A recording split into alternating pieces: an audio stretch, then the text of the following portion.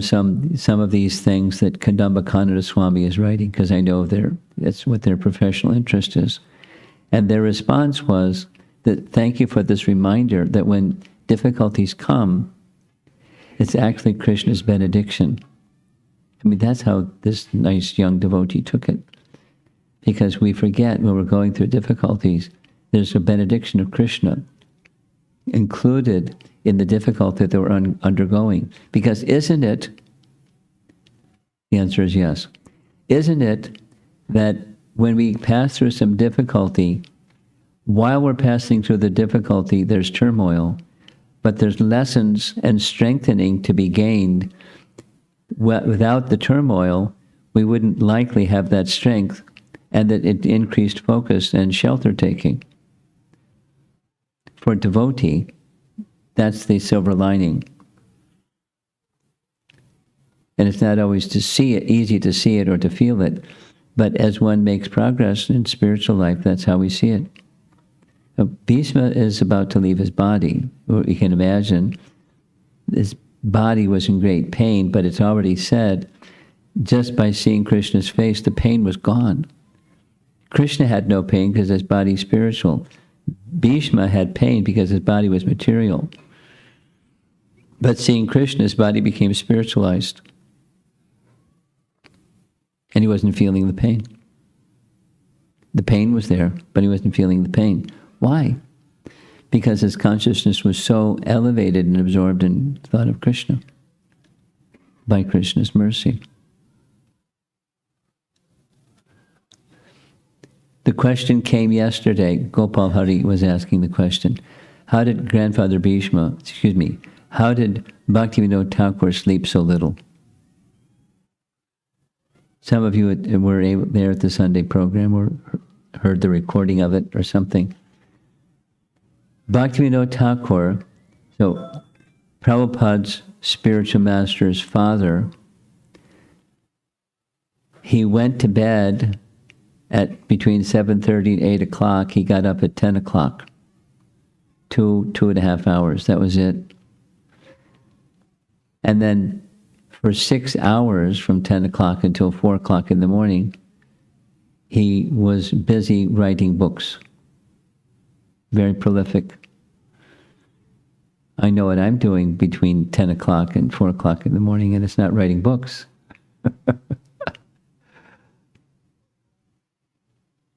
But he wrote 100 books. Anyway, so how does one sleep so little? The focus on service to Krishna spiritualizes the body. So if you want to sleep less, focus on service to Krishna, because that's the highest connection of spiritual energy between the soul and the Supreme Soul. There's nothing beyond that, nothing greater than that. And the goal is not just sleep less, the goal is to be immersed in service to Krishna. When that immersion in service to Krishna is there, you have more strength, more focus, more energy, more capacity, more clarity, more everything.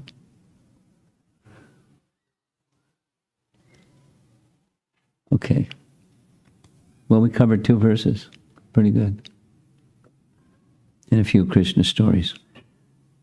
So tomorrow we'll continue with verse 37.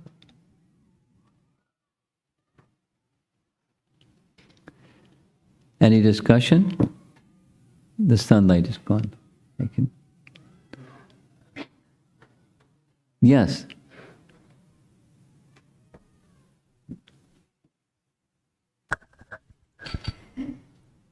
Guru Maharaj, I have a couple of questions. We hear that when a demon is killed by Krishna, they get Sayujya Mukti? Generally, not always. So these fighters that they received salvation, where did they go? Salvation, Sayujya. So they will eventually then come back again to... Well, this is a nice question.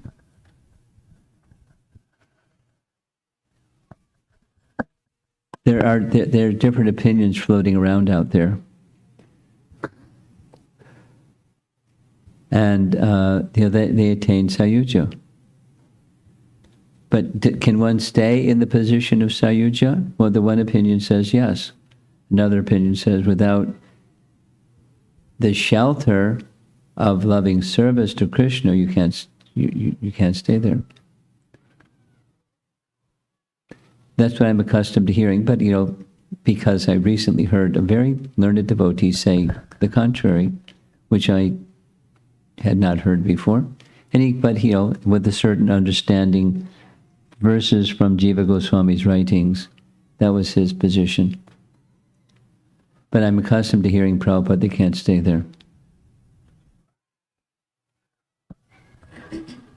Sorry for the equivocal answer. And my second question is Bhishma Dev's instruction to you. Meaning every living entity, including these living entities that achieve Sayuja, they have a constitutional relationship with Krishna. And without the constitutional relationship with Krishna being attained, it's unfulfilled. So in course of time, they want activity. So they again come. Next. So my second question, Bhishma Dev gave instruction to Yudhishthira Maharaj that in times of difficulty to take guidance of Brahmanas and Vaishnavas, to act theistically, take their guidance. Yes. And I've been contemplating also that Prabhupada also told us to be independently thoughtful. Yes. So can you... That you think that's a contradiction? Independently thoughtful means to do that. Yes, so, I'm not very clear what it means to be independently thoughtful and when to, Don't be a blind follower. That's to say it in the negative, is don't be... So follow, but don't be a blind follower. Follow with independent thoughtfulness. You're an individual. Be an individual. Be independently thoughtful. So now, what that means is, for example,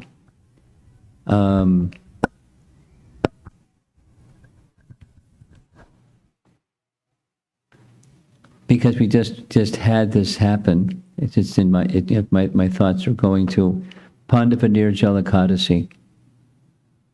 When next Pandavanir Jalakadasi comes, what will I do? What will be my vrata? What will be my activities? And be independently thoughtful. You have your family, you have your job, you have your, circumstances. You don't want to make something that's not doable, and et cetera, et cetera. So be independent. Stay within the boundaries of those three things that were advised by Bhishma to Yudhishthira. Follow theistic conduct under the guidance of a qualified Brahmana and Vaishnava, and try to please the Supreme Lord. Within those boundaries, be independently thoughtful.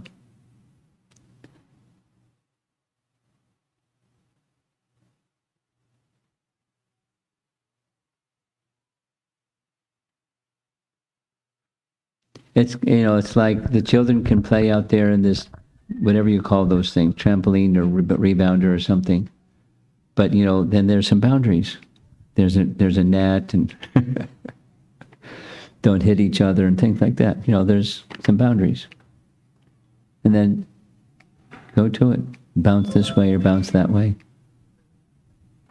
So we have our boundaries in spiritual life, and we uphold those. We respect those. We abide by them. And we're independently thoughtful. What's appropriate for me in my circumstance, etc., etc.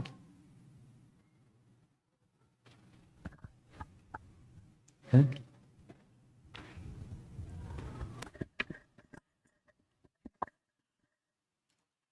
Hare Krishna, Guru Maharaj. My question is from, I was listening to the lecture 2 days back online, and I wanted to verify. You said that while researching about Vichitra Virya, you found references in Ramayana? I think I may have misspoken, but there's a. I may have meant to say in Mahabharata, not Ramayana, that there is another Vichitravirya in Mahabharata, but I can't remember that reference right now. So I think I misspoke. If I said Ramayana, I misspoke. Okay, then the question is not valid. Okay. And the next question is, it said that Bhishma Dev went after death, he went back to becoming a Vasu. Bhishma Dev, what happened? He became Vasu again.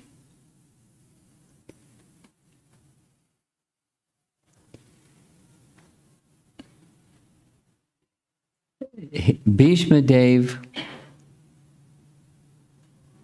has as his worshipable deity, we read this very clearly, as Narayana, and Prabhupada spoke specifically in a letter to Tosan Krsna that he went to Vaikuntha. When Bhishma Dev left his body, he went to Vaikuntha.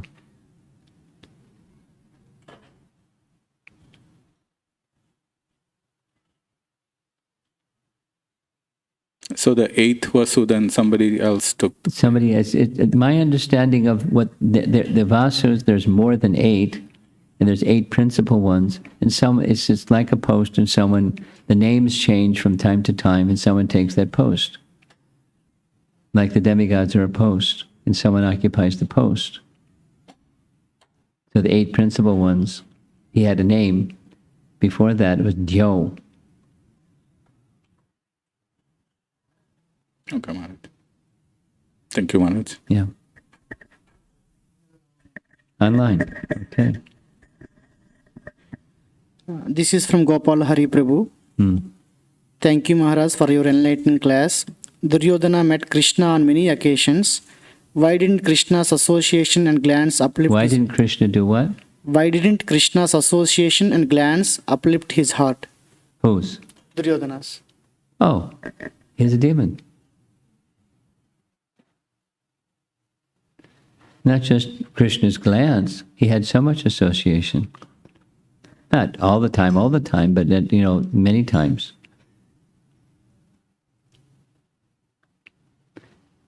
So demons that have the glance of Krishna don't necessarily become elevated, they may become aggravated and liberated in that aggravated state. Yes? Anything else? This is from Aruda Mataji. The Christians say that God is most jealous for his fame and honor, that his name to be preserved and promoted, and he will act quickly and powerfully to vindicate his glory. How do we answer that? Well, I'm not sure the premise, let me hear the premise again, but I'm not sure the premise is even correct. Sometimes Christians say,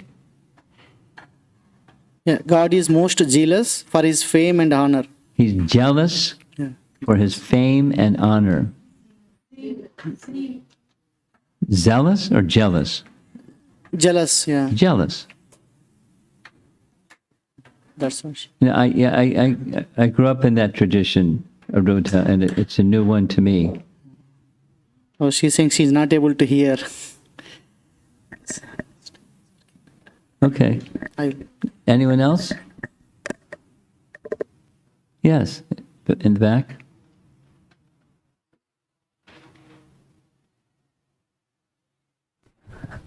Hare Krishna, Guru Maharaj. Maharaj, follow-up question with Govind Moini Mataji. Is salvation and liberation, both are like same? Usually. There may be some subtlety in the precise meaning, but usually they're taken to be the same. So so when Krishna killed Kamsa, and then they got salvation or But he's liberation. different. Because Kamsa was Kalanemi, not Jain Vijay. He was Kalanemi. But exactly the destination of Kamsa upon being killed by Krishna, well, he attained a spiritual realm, but exactly the type of liberation, it may be said somewhere, and if it's not said somewhere, then the assumption is it's Sayuja. But it may be said somewhere. So, I'm reluctant to say anything without researching, trying to find out, is there something specifically stated about the destination of Kamsa after being killed? Thank you.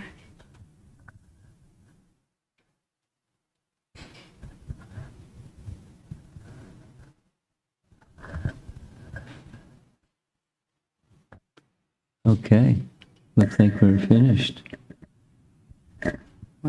One question. One more. Yes. My question. Your question, go ahead. How do we understand, like this morning class, Gopi is getting proud?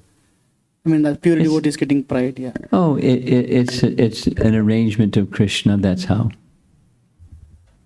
It's not pride like we know.